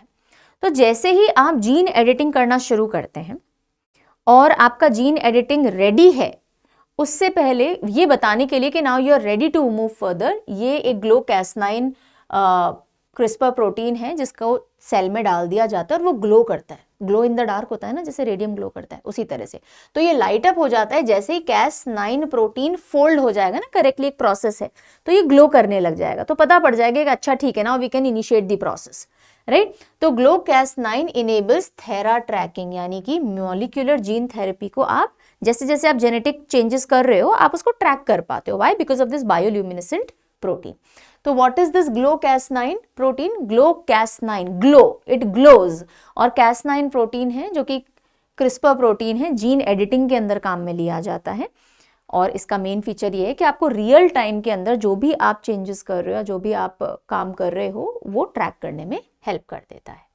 Okay, so it lights up inside cells during gene editing, जिससे आप real time non destructive tracking कर सकते हो डीएनए मॉडिफिकेशन की, कि आपने जो भी मॉडिफिकेशन किया है वो आप ट्रैक कर पा रहे होगे। Okay, so next is WHO ने इशू किया है global guideline on the use of GLP-1 drugs for weight loss. World Health Organization ने कहा है ये जो GLP-1 ड्रग्स हैं, जिसको फुल फॉर्म है ग्लूकाजिन लाइक पेप्टाइड 1, ये सिंथेटिक ड्रग्स हैं, यूजुअली इंजेक्ट की जाती हैं, इनके ओरल वर्जन्स पे भी काम चल रहा है, और ये ट्रीटमेंट ऑफ ओबेसिटी, अत्यधिक मोटापा जो होता है उसके ट्रीटमेंट में काम ली जाती हैं, और अभी इंट्रोड्यूस कर दी गई हैं इंडिया में, और WHO ने कहा है कि किस तरह से आप इसका इस्तेमाल कर सकते हो, उसकी गाइडलाइंस यूज की है। तो बेसिकली पूछ लिया जाए GLP-1 ड्रग्स किसके लिए काम में ली जाती है, वेट लॉस के लिए। ठीक है, तो ये हो जाता है हमारा साइंस टेक्स्ट से रिलेटेड पूरा सेगमेंट खत्म। कुछ चीज़ें काफ़ी टेक्निकल होती हैं जो आपको एक बेसिक लेवल पे समझ के और एग्जाम में क्वेश्चन है उसको अटेम्प्ट करने में हेल्प कर देंगी। बहुत डेप्थ में हर एक चीज़ के हम नहीं गए हैं, जितनी नीडेड थी उतना हम चले गए हैं। तो ये साइंस टेक्स्ट सेगमेंट कभी सिंपल लगता है, कभी थोड़ा सा टिपिकल लग सकता है। नेवरदलेस किस तरह से क्वेश्चन बनेंगे आपको समझ में आ गया, आप आंसर कर पा रहे हो नहीं कर पा रहे हो, उसके लिए रिकॉल टेस्ट लेते हैं। चलो आंसर करो। पहला क्वेश्चन आ रहा है, with reference to Blue Bird block 2 satellite, Blue Bird 6 भी जिसे हम बोलते हैं, consider the following statement, 3 statement दिए हैं, हमें इनकरेक्ट बताना है, गलत कौन सी है। सैटेलाइट लोअर अर्थ ऑर्बिट में प्लेस की जाएगी, yes, okay. It enables direct to mobile connectivity, satellite से सीधे मोबाइल पे कनेक्टिविटी, ग्राउंड स्टेशन पे नहीं, यस बिल्कुल सही है। It relies exclusively on ground relay station for communication, नहीं, ग्राउंड रिले पे रिलाई ही नहीं कर रही, डायरेक्ट मोबाइल पे जा रही है, तो गलत कौन सा है, only third, so B will be the right answer. Which telescope discovered Alaknanda galaxy, Alaknanda galaxy Pune based हमारे रिसर्चर्स ने आइडेंटिफाई की है, डिस्कवर की है, कौन से टेलीस्कोप की मदद से, नासा का James Webb space telescope, C will be the right answer. The variable device temple recently in news is designed to, temple नाम का एक वेरिएबल डिवाइस है, ओके, क्यों बनाया गया है, इससे हम क्या जांचना चाह रहे हैं, blood flow in real time जो ब्रेन तक पहुंच रहा है, D is correct. Recently in news Dhruv 64, Dhruv 64 अभी न्यूज में था, व्हाट इज ध्रुव 64 बताइए। So it is a India's first home grown 1 gigahertz 64-बिट dual core microprocessor chip है ये, yes. AILA, that is artificially intelligent lab assistant, जो कि अभी न्यूज में था, वो कौन से इंस्टीट्यूशन ने बनाया है, AILA, okay, answer would be IIT Delhi, right. चलिए, so science and tech segment पूरे मंथ ऑफ दिसंबर वाला खत्म होता है यहीं पे। अब हम चलेंगे एनवायरमेंट न्यूज की तरफ, चलो let us get started. Okay, उससे पहले बिल्कुल ब्रीफली बता देती हूँ, जो बच्चे SSC या रेलवे एग्जाम्स की तैयारी कर रहे हैं, प्लीज चेक आउट परचम ऐप। यूट्यूब पे तो आप काफ़ी सारी चीज़ें पढ़ रहे हो, पर बहुत स्ट्रक्चर्ड तरीके से कंप्लीट थरो प्रेपरेशन आपकी परचम के फ्लैगशिप प्रोग्राम है SSC के, जो काफ़ी सालों से हम चला रहे हैं, और बहुत सारे बच्चे इनफैक्ट परचम से पढ़ करके बच्चों ने टॉप 5 रैंक तक में भी अपनी जगह बनाई है। आप टेस्टिमोनियल्स देखेंगे तो बहुत सारे ऐसे बच्चे जो पहली बार में SSC निकाल लेते हैं, CGL निकाल लेते हैं, या फिर टॉप रैंक्स में आ जाते हैं। So very confidently I can say the SSC program of Parcham is very good. सो आप चाहें तो चेकआउट कर सकते हैं अगर आप तैयारी कर रहे हैं। तो आपको एक SSC कॉम्प्रिहेंसिव बैच मिल जाएगा, लाइफ टाइम वैलिडिटी वाला है, ये नया फीचर है जो इस बार से हम लेकर के आए हैं। आप एक बार बैच परचेज कीजिए, आपको रिन्यू करवाने की कभी जरूरत नहीं पड़ेगी। आप कितनी भी बार multiple cycles of live classes पढ़ सकते हो, रिकॉर्डिंग्स भी आपको डे 1 पे ही मिल जाती हैं। सिमिलरली रेलवे का भी कॉम्प्रिहेंसिव बैच अवेलेबल है। बहुत से बच्चे दोनों एग्जाम की तैयारी करते हैं, तो वाई बाय 2 बैचेस, आपको एक कॉम्बो बैच यहीं पे मिल जाता है। इन सभी बैचेस में मेरा स्ट्रैटेजी के प्रोग्राम भी आता है, आप चाहें तो इसको अलग से भी ले सकते हैं, ठीक है। ऑल राइट, चलो अब देखो एनवायरमेंट वाली जो न्यूज़ है उसके अंदर पहले हम जितने भी प्रोटेक्टेड एरियाज से रिलेटेड न्यूज़ है वो कवर करेंगे, फिर बाकी वाली कवर करेंगे। तो पहले देखो, Gujarat becomes a state, a tiger state after 33 years. इसका क्या मतलब हुआ? NTCA जो है टाइगर एस्टिमेशन जो करवाते हैं ना, ऑल इंडिया टाइगर एस्टिमेशन, अब से गुजरात में भी टाइगर काउंट किया जाएगा। ओके, क्या कोई टाइगर रिजर्व है गुजरात में? है क्या? जल्दी से कमेंट सेक्शन में लिख के बताना, कोई टाइगर रिजर्व है क्या गुजरात में? मैं बता दूं इसका आंसर नहीं है, टाइगर रिजर्व नहीं है, लेकिन बहुत रिसेंटली रतन महल सैंक्चुरी जो है वहां पे पग मार्क्स मिले और ऐसा कंफर्म किया गया कि हाँ टाइगर यहाँ पे थे, मतलब गुजरते हैं, है ना, मूवमेंट की वजह से, बिकॉज एमपी के साथ में लगता है बॉर्डर। तो Gujarat has become a tiger state after 33 years. Decision लिया गया एनटीसीए के द्वारा, नेशनल टाइगर कंजर्वेशन अथॉरिटी से के थ्रू, कि गुजरात को भी इंक्लूड किया जाएगा ऑल इंडिया टाइगर एस्टिमेशन में, जो 2026 से होगा। तो अब रतन महल सैंक्चुरी दिमाग में अच्छे से रख लीजिएगा। रतन महल सैंक्चुरी को पहले रतन महल स्लॉथ बेयर सैंक्चुरी भी कहा जाता था, क्योंकि यहाँ पे रीछ मिलते थे, स्लॉथ बेयर, है ना, रीछ कहा जाता है इनको। और ये कहाँ है रतन महल? गुजरात के अंदर। ओके, गुजरात और मध्य प्रदेश बॉर्डर पे पड़ती है। इसको वाइल्ड लाइफ सैंक्चुरी 82 में बनाया गया था, और यहाँ से पनम एक मेजर रिवर है सेंट्रल गुजरात की, वो यहाँ से होकर के गुजरती है। तो रतन महल में टाइगर्स की प्रेजेंस देखी गई है, और उस वजह से यहाँ पे भी अब टाइगर काउंट किया जाएगा। A tigress airlifted from Pench tiger reserve. Pench कहाँ पर है? मध्य प्रदेश में है। वहां से एयरलिफ्ट किया गया एक टाइग्रेस को, और कहाँ भेजा गया है? Ramgarh Vishdhari tiger reserve. रामगढ़ विषधारी राजस्थान के अंदर है। ओके, और दूसरी बार ऐसा हुआ है कि टाइगर्स को रिलोकेट किया गया है, इंटर स्टेट ट्रांसलोकेशन किया गया है। तो टाइग्रेस जिसका कोड नेम है PN224, 3 साल की फीमेल है, उसको पेंच टाइगर रिजर्व एमपी से रामगढ़ विषधारी टाइगर रिजर्व, जो कि राजस्थान के बूंदी डिस्ट्रिक्ट में है, वहां ट्रांसफर किया गया। एयरलिफ्ट किया गया इंडियन एयरफोर्स के हेलीकॉप्टर से। और पर्पस क्या है कि रामगढ़ विषधारी में भी टाइगर पॉपुलेशन थोड़ी अच्छी हो, उसके लिए ट्रांसफर किया है। सिग्निफिकेंस देखिए, इंडिया का पहला इंटरस्टेट एरियल ट्रांसलोकेशन या ट्रांसफर, हवा से, है ना। और अदरवाइज देखें तो दूसरा है। इससे पहले कौन सा हुआ था? 2018 में टाइगर्स एमपी के कान्हा टाइगर रिजर्व से सतकोसिया ओडिशा में ट्रांसफर किए गए थे। ओके, और अब ये दूसरा है जिसमें पेंच से हम रामगढ़ विषधारी लेकर के जा रहे हैं। अब दोनों टाइगर रिजर्व्स के बारे में थोड़ा देख लेते हैं। देखो, पहले पेंच टाइगर रिजर्व एमपी के अंदर है।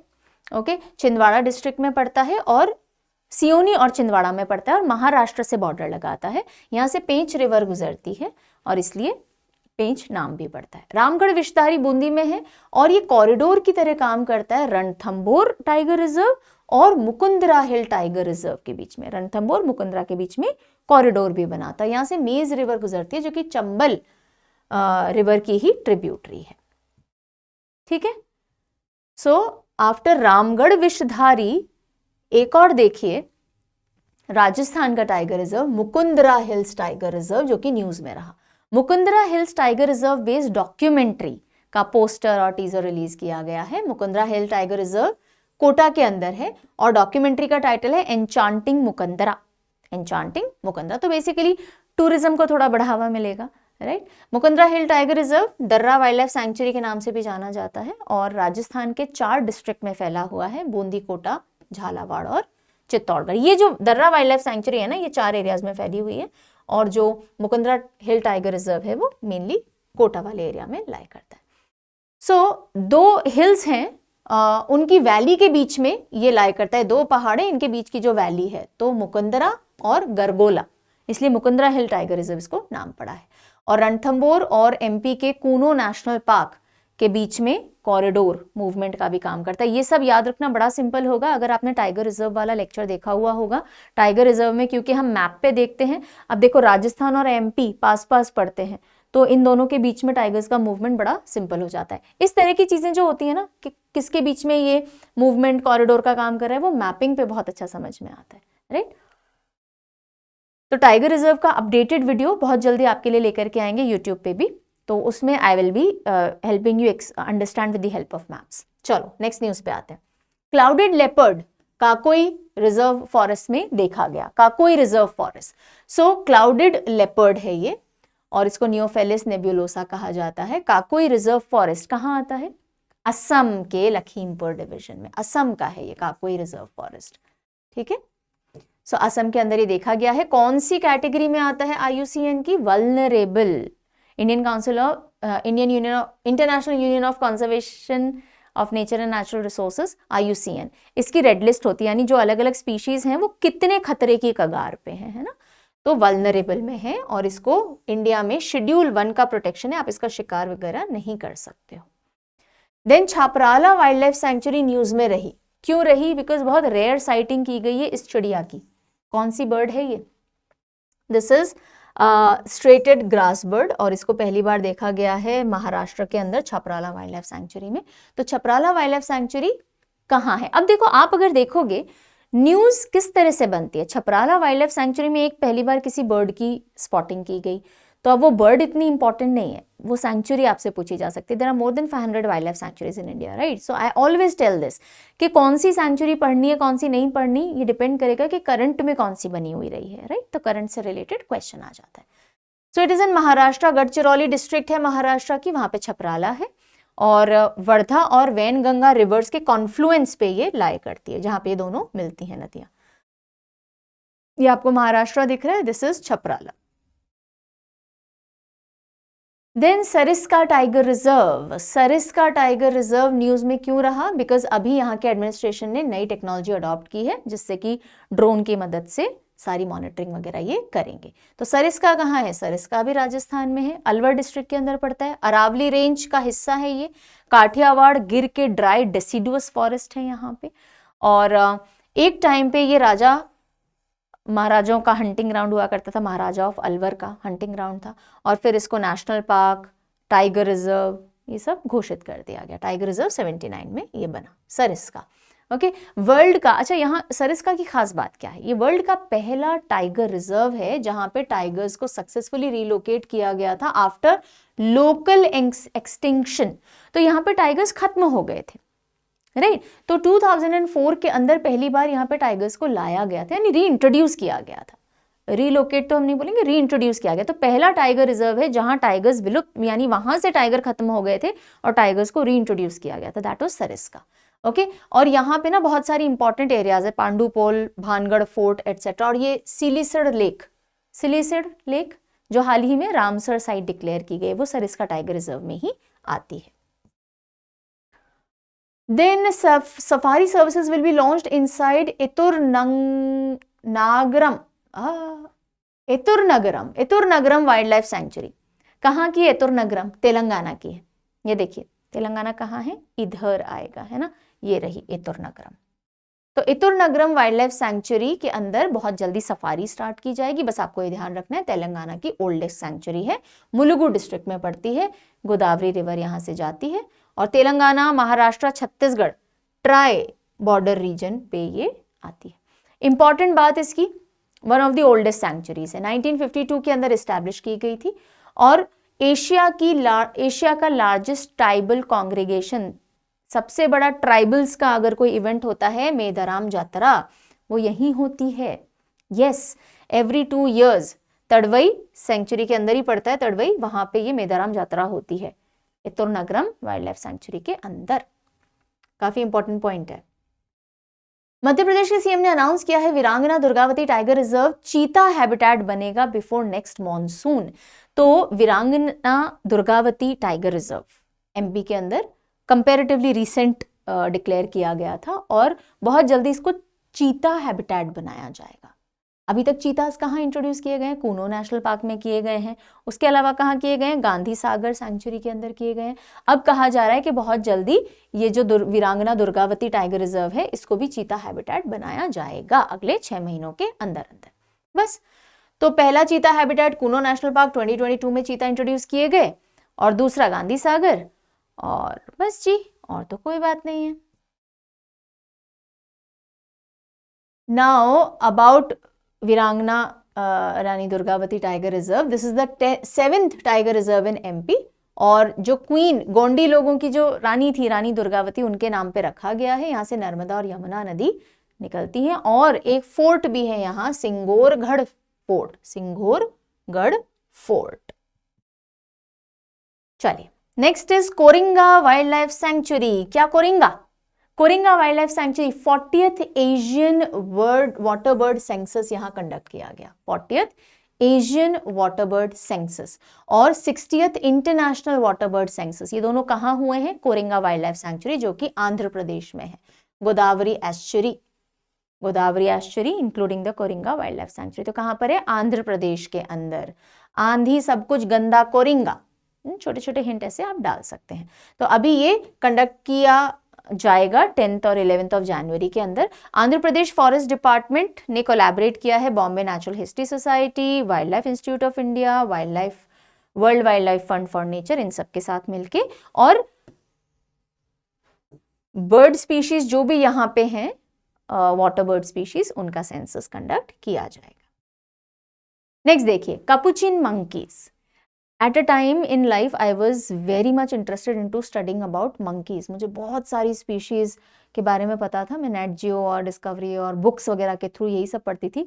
सो there was one time when I was really intimidated by apes and monkeys. So ये है कैपुचिन मंकी। अच्छा, मैं स्पेशली प्रोबोस्किस मंकीज हुआ करते हैं, उनके बारे में देख करके बहुत ही इंटरेस्ट आता था मुझे कि वाह, इस तरह के भी मंकीज होते हैं, बहुत बड़ी नोज होती है उनकी।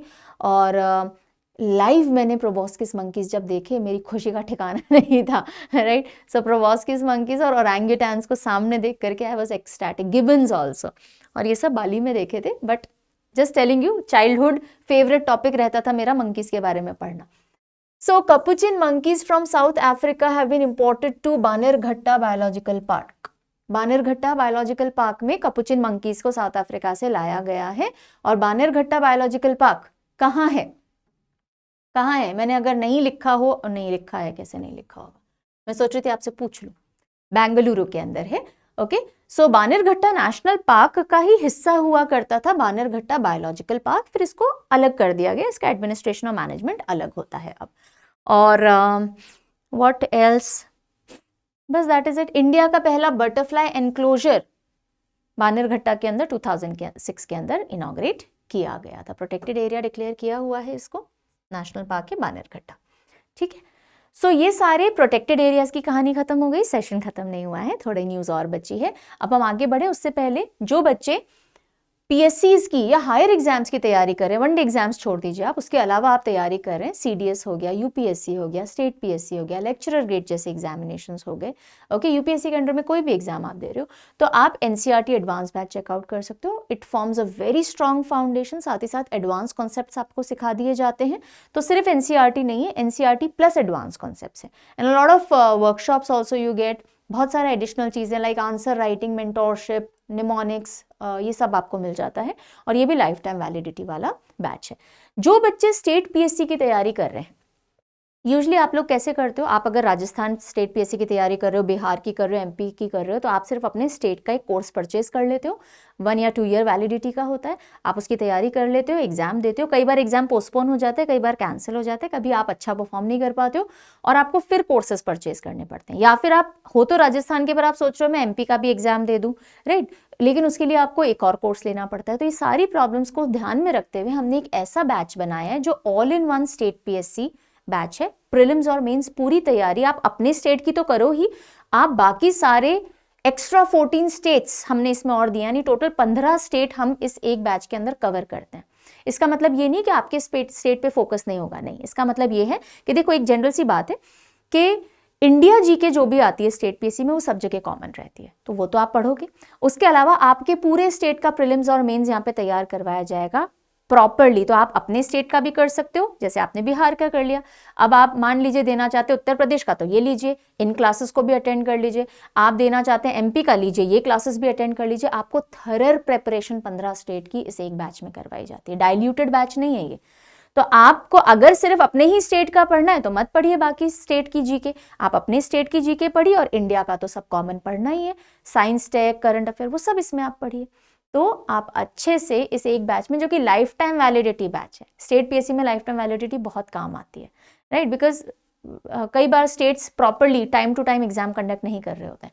तो एक बहुत ब्यूटीफुल सा बनाया हुआ बैच है, आप चाहें तो इसको चेकआउट कर सकते हैं परचम एप्लीकेशन पे। ठीक है, अच्छा, इसके अलावा अगर आप लोग टेस्ट सीरीज, ई बुक्स वगैरह देखना चाहते हैं, अलग अलग एग्जाम्स की अवेलेबल हैं, वो भी आप परचम ऐप पे चेकआउट कर सकते हो। कोई भी प्रॉब्लम आती है तो अभी मैं हेल्पलाइन नंबर वगैरह आपको बता दूंगी। चलो, एनवायरमेंट न्यूज में जल्दी से आगे बढ़ते हैं। और सबसे पहला देखिए, colder days this winter. So Indian meteorological department ने प्रेडिक्ट किया है कि जो सेंट्रल इंडिया है वो 2 से 5 एक्स्ट्रा दिन कोल्ड वेव्स एक्सपीरियंस करेंगे इस बार। ओके, कोल्ड वेव्स क्या होती है? कोल्ड वेव, उसकी डेफिनेशन क्या है? तो इंडियन मेट्रोलॉजिकल डिपार्टमेंट डिफाइन करता है कोल्ड वेव यानी एकदम sudden fall in temperature with in 24 hours. 24 घंटे के अंदर अंदर एकदम से अगर टेम्परेचर फॉल कर जाता है और ठंड एकदम बढ़ जाती है, जिसमें भी कंडीशन क्या है, मिनिमम टेम्परेचर एक स्टेशन का 10 डिग्री या लेस हो प्लेन्स के लिए और 0 डिग्री या लेस हो हिली रीजन्स के लिए। ओके तो ऐसे केसेस में, और वो सडन ड्रॉप हुआ है 24 आवर्स में, तो उसको कोल्ड वेव कहा जाता है, राइट। और usually December to February northern parts of India में देखने को ये इवेंट मिलता है। फाइन, नेक्स्ट आइए, Africa is tearing apart, not exactly like it is shown here but yeah it is tearing apart. और साइंटिस्ट ने प्रिडिक्ट किया है कि अफ्रीका का जो अफार रीजन है, Afar region could become earth's next ocean basis. हालांकि इसमें मिलियंस ऑफ ईयर्स लगेंगे, घबराने की अभी बिल्कुल जरूरत नहीं है। सो ये देखिए अफ्रीका आपको दिख रहा है, ये वाला जो रीजन आप देख रहे हो ना, this is called Afar region, this area, right. और ये जो ब्राउन ब्राउन आपको मार्क्ड दिख रहा है, दिस इज अफार रीजन। और यहाँ पे ना 3 टेक्टोनिक प्लेट्स मिलती हैं और अब वो डाइवर्ज हो रही हैं। तो एक आती है आपकी न्यूबियन प्लेट, अफ्रीकन न्यूबियन, एक अरेबियन प्लेट आती है और एक आपकी ये रही सोमालियन प्लेट अफ्रीका की।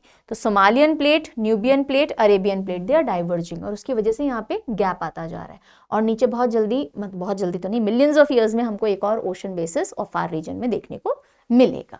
सो Afar region north eastern part of Ethiopia पे, ये वाला हिस्सा कौन सा है, दिस इज इथियोपिया, ये रहा इथियोपिया, ठीक है।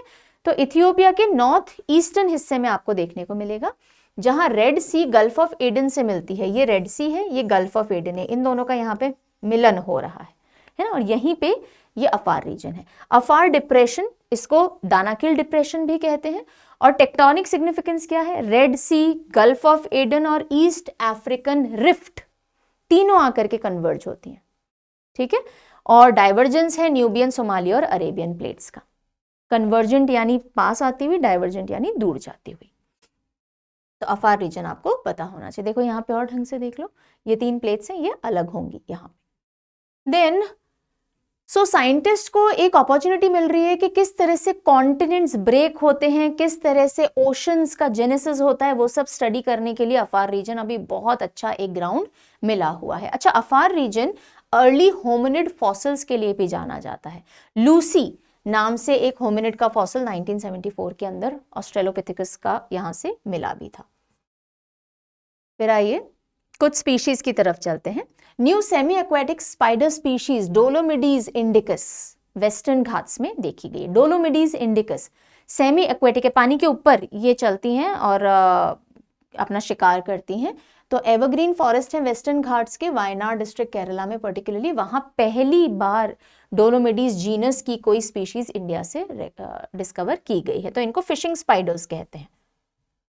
देन मेगालोब्लाटा लॉन्जिपेनिस, क्या है ये दुनिया का सबसे बड़ा कॉकरोच है, winged cockroach. I do not like cockroaches. So बड़े वाले तो फिर ठीक है, मैं उनसे नहीं घबराती तो मैं छोटों से भी नहीं हूँ, मुझे स्पाइडर्स पसंद नहीं है बस, लेकिन दे लुक स्पूकी। मेगालोब्लाटा लॉन्जिपेनिस वर्ल्ड का लार्जेस्ट नोन विंग्ड कॉकरोच है, अभी न्यूज में था इसलिए हम पढ़ लेते हैं। और ये ट्रॉपिकल फॉरेस्ट में पाया जाता है, पेरू, इक्वेडोर, पनामा के, राइट। यहाँ अपने इंडिया में नहीं मिलता है ये मेगालोब्लाटा लॉन्जिपेनिस, ओके। और 97 mm लॉन्ग है और इसके जो विंग हैं वो 20 सेंटीमीटर तक खुल जाते हैं। 20 सेंटीमीटर इज वेरी बिग, या। एंड 1887 में हेनरिक डॉन ने इसको सबसे पहले डिस्कवर किया था। नेक्स्ट आइए, 75% गोनियोपोरा कोरल्स वाइप्ड आउट हो गए हैं ग्रेट बैरियर रीफ ऑस्ट्रेलिया से।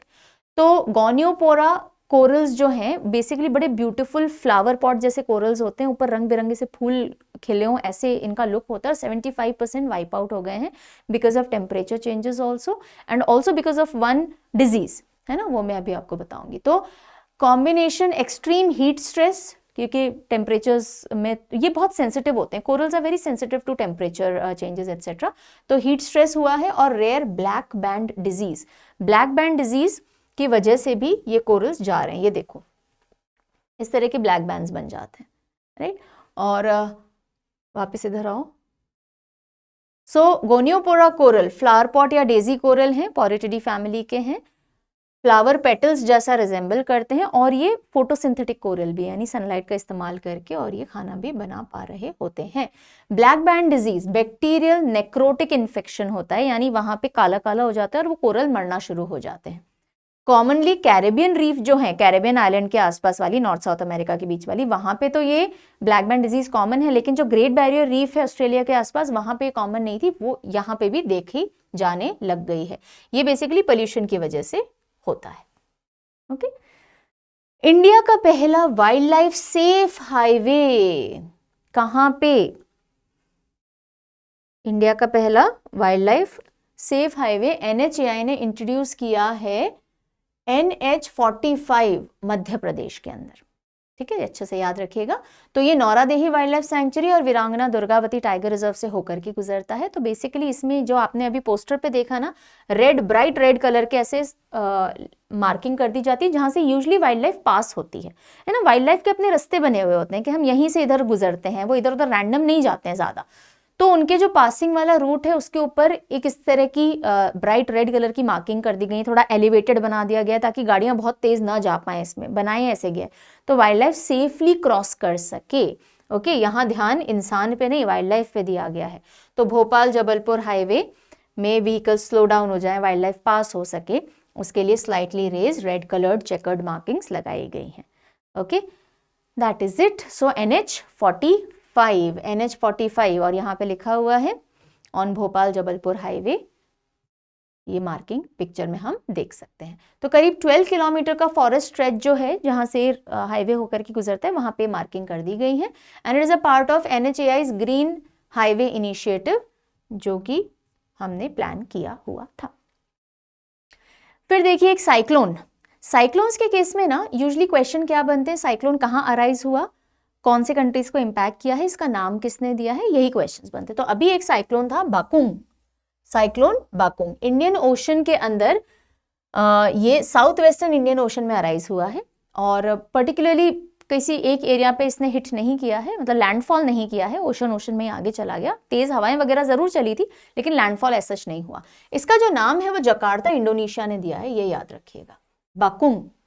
बाकुंग जकार्ता इंडोनेशिया ने नामकरण किया है। साइंटिस्ट ने रिसेंटली एक नई स्पीशीज स्नेक हेड फिश की डिस्कवर की है। ये देखो, ये फिश है और इसका अगर आप फेस देखोगे स्नेक जैसा दिखता है। तो स्नेक हेड फिश, उसका नाम है चाना बोई, मेघालय से इसको डिस्कवर किया गया है, मेघालय। ओके, तो चाना बोई, रिबोई डिस्ट्रिक्ट है चाना बोई की, वहां पे इसको डिस्कवर किया है और वहां पे मेघालय में इंडिजिनस बोई पीपल है, उन्हीं के नाम पे इसका नाम दिया गया है, खासी ट्राइब के बोई पीपल, तो चाना बोई।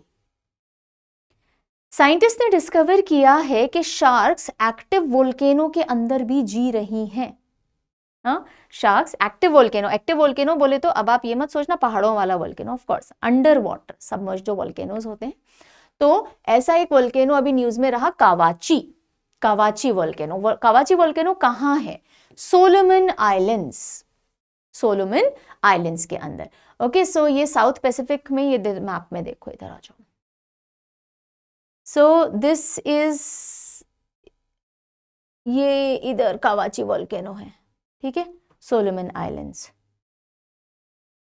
या सो सोलोमन आइलैंड्स के अंदर कावाची वोल्केनो है और वहां पे शैलो सबमरीन वोल्केनो जो एक्टिव है, उस पैसिफिक रिंग ऑफ फायर पे एरिया पड़ता है। पैसिफिक रिंग ऑफ फायर है पैसिफिक ओशन में एक ऐसा एरिया जहाँ पे टेक्टोनिक एक्टिविटी बहुत ज्यादा होती है, तो वोल्केनो, अर्थक्वेक, सुनामीज वगैरह काफी आती रहती है वहां पे। तो वहां पे पहली बार अभी ढंग से देखा गया है कि शार्क्स उस एक्टिव वोल्केनो में भी रह पा रही होती हैं। ठीक है, तो आपको क्या ध्यान रखना है, कावाची वोल्केनो कहाँ है? सोलोमन आइलैंड्स में है। नेक्स्ट आइए, पैरासिनेमेलिसिया खासियाना, ये क्या है? ये एक फंगस है। ओके, पहले से हम इस फंगस को नहीं जानते थे, अभी हमने जानना शुरू किया है, पैरासिनेलिया खासियाना, और इसको बैम्बू फॉरेस्ट में आइडेंटिफाई किया गया है फ्रॉम मौसिनराम कौन से स्टेट में पड़ता है ये जगह, बताइए? मौसिनराम, ठीक है।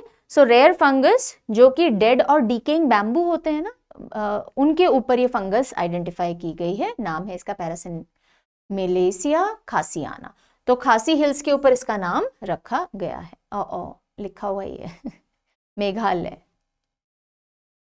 ओके, अब फाइनल पीस ऑफ सेगमेंट है जो इंटरनेशनल न्यूज़ आ रही है, कुछ एक समिट्स या कॉन्फ्रेंसेस या इवेंट्स हुए हैं एनवायरनमेंट से रिलेटेड, उनको देख लेते हैं।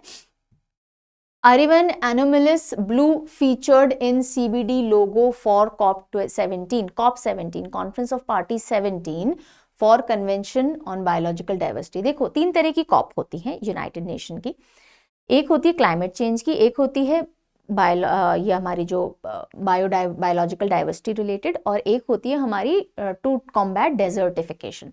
तो कन्वेंशन ऑन बायोलॉजिकल डाइवर्सिटी की 17th एडिशन COP17 जो है, अर्मेनिया ने उसका लोगो रिलीज किया है, बिकॉज अर्मेनिया ही इसको होस्ट करने वाला है। और इसमें ये एक आप बटरफ्लाई देख रहे हो लोगो में, ये बटरफ्लाई इज एरेवन एनोमलस ब्लू, ये एक बटरफ्लाई है, ये रेयर बटरफ्लाई है जो कि अर्मेनिया में ही पाई जाती है, एंडेमिक है अर्मेनिया की, बस इतना ध्यान रखेंगे आप। ओके, अब देखो सीबीडी के बारे में देख लो कि ये यूएन ने 1992 के अंदर अडॉप्ट किया था कि ओके विल बी इस तरह के कन्वेंशंस या कॉन्फ्रेंस ऑफ पार्टीज हुआ करेंगी, सबसे पहले 1992 में अडॉप्ट हुआ है। और COP17 होस्ट कौन करेगा? अर्मेनिया, येरेवन, अक्टूबर 26 के अंदर। थीम क्या रहने वाली है? Taking action for nature. ये जो 3 कॉप्स होती है ना यूएन की, ये काफी इंपॉर्टेंट होती हैं। ठीक है, नेक्स्ट न्यूज पे आते हैं।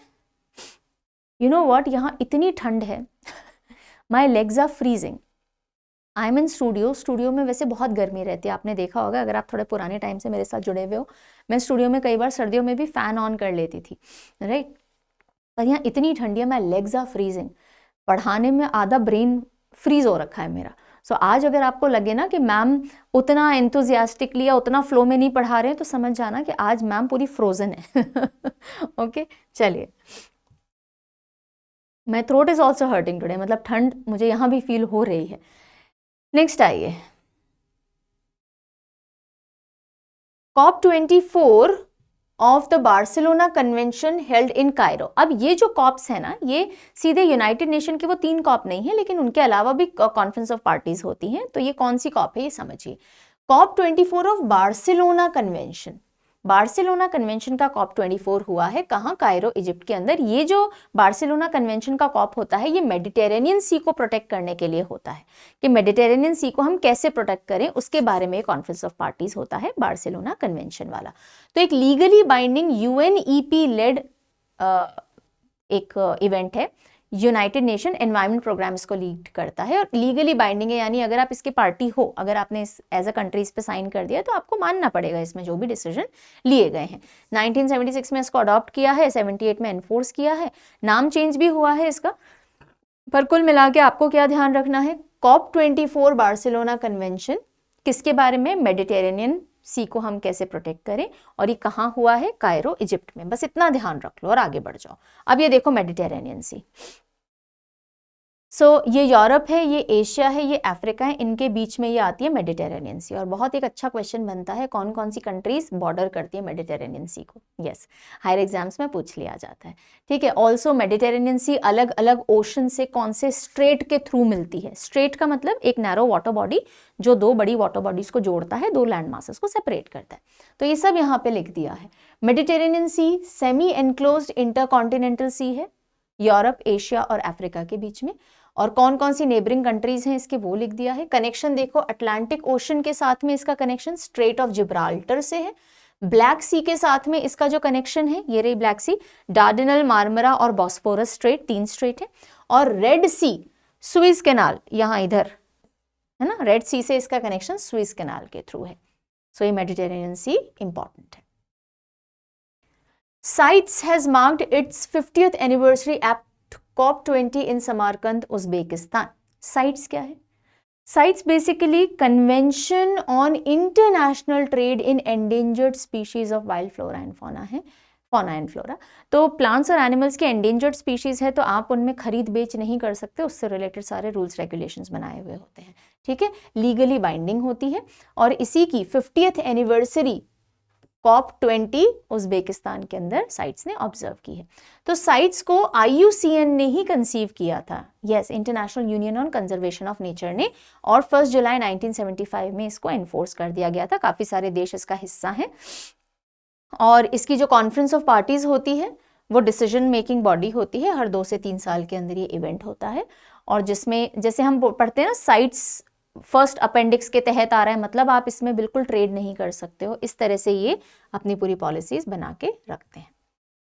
ठीक है, 2025 साइट समिट जो हुआ है COP20, उसके बारे में देख लीजिए। COP20 कहाँ हुआ? सबसे पहले साइट्स का COP20, ये आपने क्या पढ़ा अभी, ये साइट्स का COP20 जो हुआ है, उसके आउटकम ये रहे थे कि 77 स्पीशीज को साइट्स अपेंडिक्स के अंदर ऐड कर दिया गया, यानी 77 स्पीशीज और डाल दी गई कि इनसे रिलेटेड ट्रेड कितने लेवल पे की जा सकती है, नहीं की जा सकती। अब एक इंपॉर्टेंट चीज ध्यान दीजिएगा, कॉमिफोरा वेटी यानी गूगल, गूगल सुना है, गूगल या गूगल बोलते हैं हम, वो वाला गूगल नहीं, GOOGLE नो, ये गूगल एक पौधा होता है, काफ़ी आयुर्वेदिक दवाइयों में काम में लिया जाता है, और अभी साइट्स के अंदर ये मुद्दा उठा कि हम इसको साइट्स के अपेंडिक्स 2 में शामिल कर दें।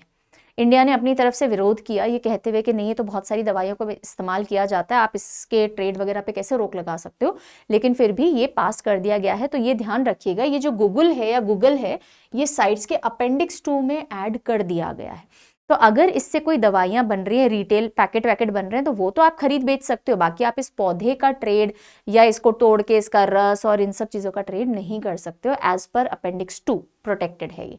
तो ये जो पौधा है, ये इंडिया, पाकिस्तान, ओमान में मिलता है, क्रिटिकली एंडेंजर्ड है।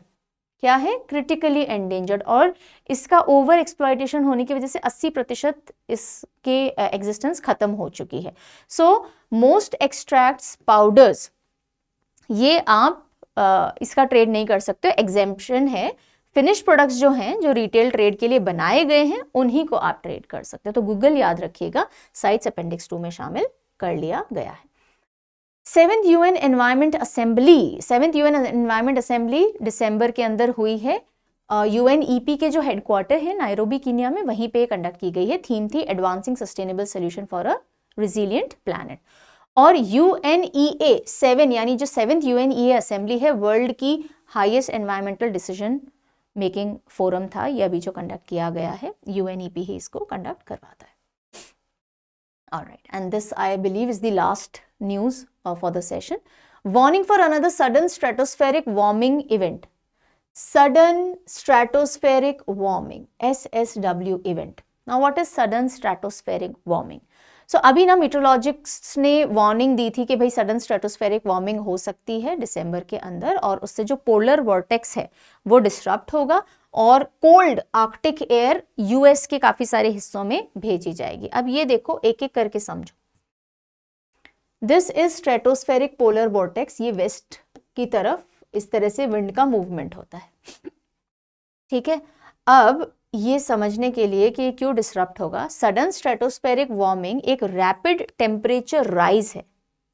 Okay, sudden stratospheric warming is a rapid rise in temperature up to 50 degree Celsius तक स्ट्रेटोस्फेयर में। ट्रोपोस्फेयर के ऊपर स्ट्रेटोस्फेयर होता है, एटमॉस्फेयर की लेयर्स में।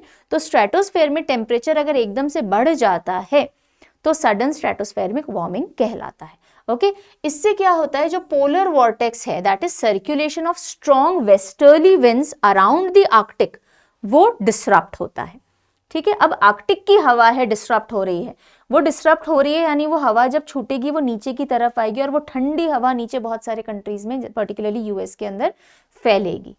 ओके, और देखिए यहाँ पे, सो होता क्यों है पोलर वॉर्टेक्स फॉर्मेशन। देखो विंटर में क्या होता है, स्ट्रॉन्ग वेस्टर्ली विंड्स आर्कटिक के ऊपर स्ट्रेटोस्फेरिक पोलर वॉर्टेक्स बना लेती है, मतलब ठंडी हवा है, सर्कुलर विंड, और ट्रैप हो जाती है वो हवा ना, पोल्स के ऊपर सर्कुलेट करती रहती है।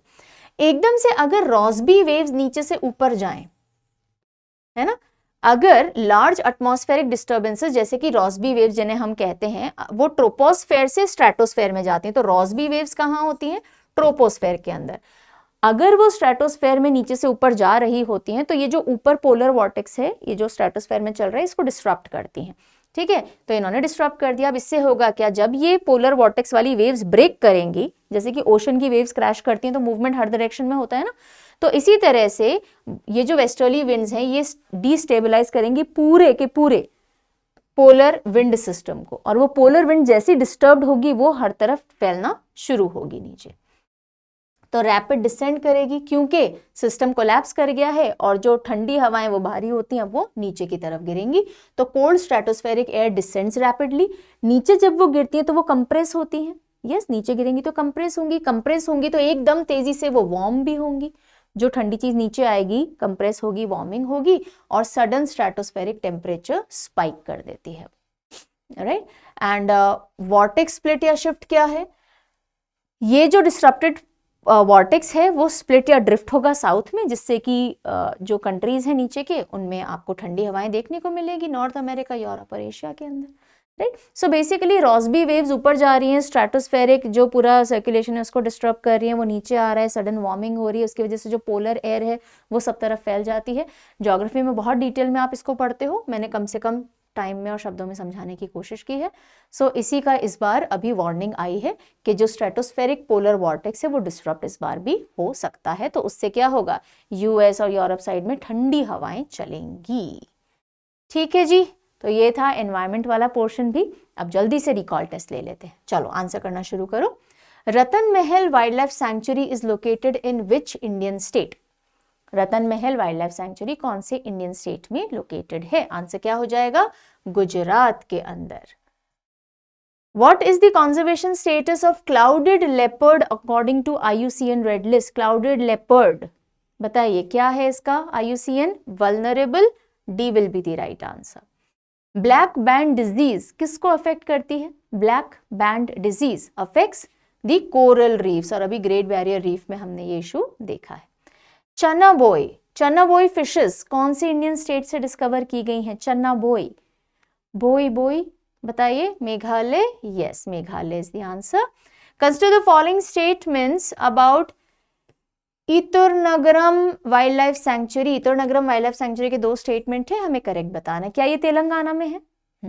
एंड क्या ये एशिया का largest tribal congregation Medaram Jatara host करते हैं? बिल्कुल सही, both are correct, C will be the answer. And this is your question of the day. Severe tropical cyclone Bakung was named by which country? तो इसी के साथ में आपका सेशन होता है खत्म। और जो मैंने कहा था कि अगर आपको डिटेल्स और चाहिए तो मैं अभी आपको नंबर बता दूंगी। तो देखिए, आप जो डेली सीए पढ़ते हो चैनल पे, उसका पीडीएफ आपको सिर्फ और सिर्फ टेलीग्राम पे अब अवेलेबल करवाया जा रहा है, बिकॉज हमने एप्लीकेशन पे देना शुरू किया था, पर बच्चों की कांस्टेंट रिक्वेस्ट थी कि मैम टेलीग्राम पे दे दीजिए टेलीग्राम पे। तो हमने अब एक ही जगह कर दिया है, डेली सीए का PDF, that is the only PDF which you will get free of cost on Telegram. बाकी जितने वाईटी पीडीएफ्स हैं वो सब आपको वेबसाइट पे मिलते हैं, और उनके लिए आप पीडीएफ बैंक भी ले सकते हो। और जितने भी कोर्सेज और सब्सक्रिप्शन है वो परचम की एप्लीकेशन पे आपको मिलेंगे, ठीक है। फिर भी आपको कोई ज़्यादा जानकारी चाहिए तो ये हेल्पलाइन नंबर है 9929507407। आप मेल भी कर सकते हो, आप परचम ऐप में लिख भी सकते हो, और एप्लीकेशन अभी तक डाउनलोडेड नहीं है तो यहाँ से आप डाउनलोड कर लीजिएगा, ठीक है। So this was all about today's session. It is very chilly. अगर आपको एनर्जी लो लगी है तो kindly accept my apologies for that. कल थोड़े और दिन के टाइम वार्म्ड अप फीलिंग के साथ में I will be recording your session. जल्दी मिलते हैं अगले सेशन में, तब तक take good care of yourself, bye bye.